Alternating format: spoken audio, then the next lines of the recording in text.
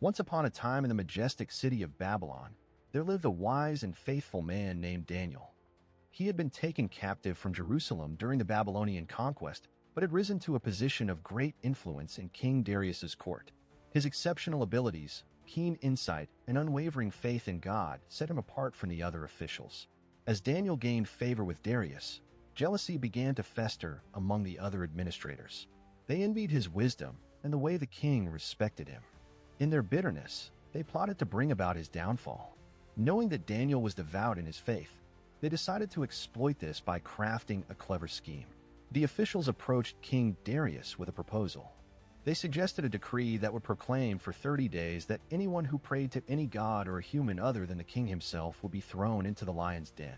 Flattered by their idea, Darius signed the decree into law without realizing the trap that had been set for Daniel. When Daniel learned of the decree, he was faced with a choice: abandon his faith or remain steadfast. His devotion to God was unwavering. He opened his window, as was his custom, and prayed 3 times a day toward Jerusalem, lifting his hands in supplication. His enemies, lurking nearby, watched him closely and soon reported his actions to the king. Darius was heartbroken when he heard that Daniel had disobeyed his decree. He had grown fond of Daniel and recognized his integrity. The king worked tirelessly to find a way to rescue him, but the laws of the Medes and Persians were unchangeable. In despair, Darius reluctantly ordered Daniel to be thrown into the lion's den. Before sealing the den with a heavy stone, he looked at Daniel and said, "May your God, whom you serve continually, rescue you." As the stone was rolled into place, Darius returned to his palace, troubled and unable to sleep.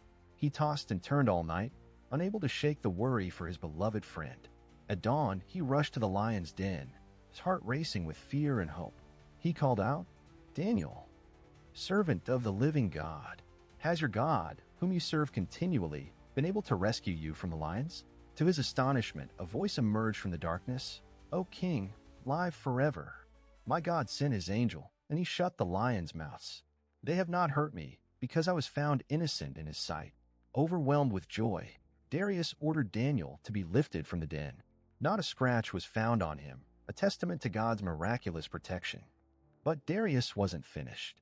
Furious with the officials who had plotted against Daniel, he commanded that they be seized and thrown into the very lion's den they had intended for him. The moment they fell into the den, the lions pounced upon them, proving the divine protection Daniel had received. In the aftermath, King Darius wrote a new decree that spread throughout his vast kingdom, declaring, "To all peoples, nations, and languages that dwell in all the earth, peace be multiplied to you. I make a decree that in every dominion of my kingdom, men must tremble and fear before the God of Daniel. For he is the living God and steadfast forever. His kingdom is one which shall not be destroyed, and his dominion shall endure to the end."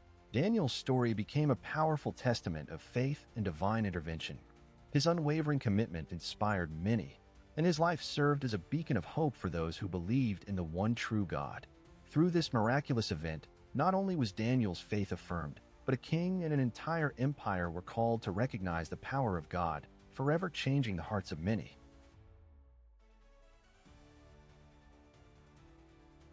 In the heart of ancient Babylon, where the mighty Euphrates flowed and the towering ziggurats pierced the sky, King Nebuchadnezzar ruled with an iron fist and an insatiable thirst for power. His empire, resplendent and awe-inspiring, was the envy of all nations. One fateful night, he drifted into a restless sleep, haunted by a dream so vivid that it left him trembling upon awakening. The dream was a tapestry woven with symbols. A colossal statue loomed before him, crafted from various materials, each representing a kingdom. The king, deeply troubled, summoned his wise men, sorcerers, and magicians, demanding they recount the dream without his aid and then interpret its meaning. Failure would result in dire consequences for all. As the wise men huddled together, desperation filled the air. They clamored to decode the enigma, but soon, their frustration turned to despair. Faced with the king's decree of death for failure, the atmosphere grew heavy with dread. Among those marked for execution was Daniel, a young Hebrew captive, renowned for his wisdom and his connection to the divine. When Daniel learned of the king's decree, he calmly approached the guard sent to carry out the executions. "Give me time to seek the meaning of the dream," he requested.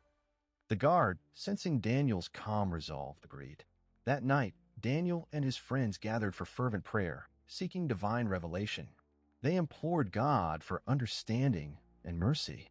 As dawn broke, God answered Daniel's prayers in a vision. He was shown the meaning of the dream, and filled with awe, he prepared to confront the king. The next day, Daniel stood before Nebuchadnezzar, who scrutinized him with a mix of skepticism and hope. "Your Majesty," Daniel began, "the dream you had reveals great truths about kingdoms that will rise and fall. In your dream, you saw a magnificent statue, fearsome and imposing. Its head was made of gold, representing your own powerful kingdom of Babylon, glorious yet destined to pass." The king listened, the gleam of pride sparkling in his eyes. "The chest and arms of silver," Daniel continued, "symbolize the kingdom that will follow, one lesser than yours, yet still powerful. Then the belly and thighs of bronze foretold yet another empire, strong and vast, though it too shall not last. Finally, the legs of iron and feet partly of iron and partly of clay signify a fourth kingdom, fierce yet brittle, marked by division and decay." Nebuchadnezzar's expression shifted to one of curiosity and concern as he absorbed the gravity of Daniel's words. But then Daniel continued, his voice steady. "You saw a stone, cut not by human hands, strike the statue's feet. The statue crumbled into dust, swept away like chaff in the wind. This stone represents God's eternal kingdom, which will ultimately prevail over all earthly powers. It will never be destroyed, and all nations will bow before it." The king, struck by the clarity and depth of Daniel's interpretation, recognized the hand of God in his dream. He fell prostrate before Daniel, proclaiming him a servant of the living God. "Truly, your God is the God of gods and the Lord of kings," he exclaimed, awe-filled and humbled. In gratitude, Nebuchadnezzar exalted Daniel, rewarding him with gifts and a high position within his court. He appointed Daniel to oversee the wise men, recognizing his wisdom and faithfulness. As Daniel rose to prominence, he did not forget his roots. He remained devoted to his friends and his faith, often inviting them to share in his newfound responsibilities. Over time, the statue's imagery lingered in Nebuchadnezzar's mind, shaping his decisions and actions. However, the pride of kings often leads to folly. As years passed, he grew increasingly consumed by his own glory, constructing a massive golden statue of himself, demanding that all subjects worship it. Daniel, witnessing this prideful display, remembered the dream and understood its deeper implications. He maintained his loyalty to God, refusing to bow before the statue. His friends, Shadrach, Meshach, and Abednego, joined him in steadfastness. They faced the king's wrath and were cast into a blazing furnace for their defiance. But as the flames roared, an astonishing miracle unfolded. The three emerged unscathed, a divine presence accompanying them. Nebuchadnezzar, witnessing this extraordinary event, was shaken to his core. "Blessed be the God of Shadrach, Meshach, and Abednego," he declared, recognizing the sovereignty of the true God over all. As the years turned into decades, Daniel continued to serve, unwavering in his faith and commitment. The dream, once a source of terror for the king, became a beacon of hope, reminding all of God's sovereignty over the affairs of men. It foretold the rise and fall of kingdoms, but above all, it illuminated the promise of an everlasting kingdom that would ultimately triumph. And so, the dream of Nebuchadnezzar transformed from a troubling vision into a profound testament to divine wisdom, echoing through the ages as a promise of God's eternal reign, a reminder that no earthly power could withstand the ultimate authority of the Creator.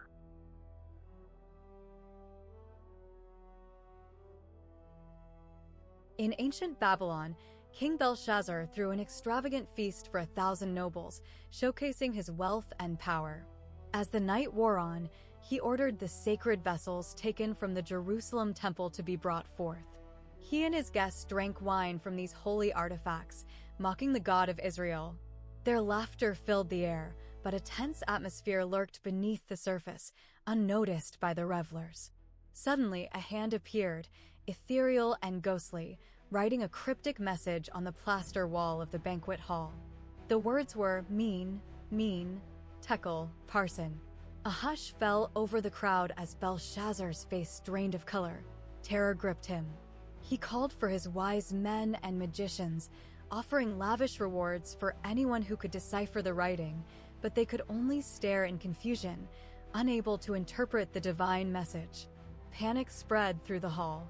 The queen, remembering the wisdom of Daniel, urged the king to summon him. Daniel had previously interpreted dreams and visions for Nebuchadnezzar, and she believed he could do so again. Reluctantly, Belshazzar agreed, and Daniel was brought before the king. When Daniel entered, he remained calm amidst the chaos. The king offered him gifts and authority, but Daniel refused the rewards, stating that he would tell the king the truth regardless of the reward. He began by recounting the story of Nebuchadnezzar, Belshazzar's predecessor, who had also faced divine judgment for his pride.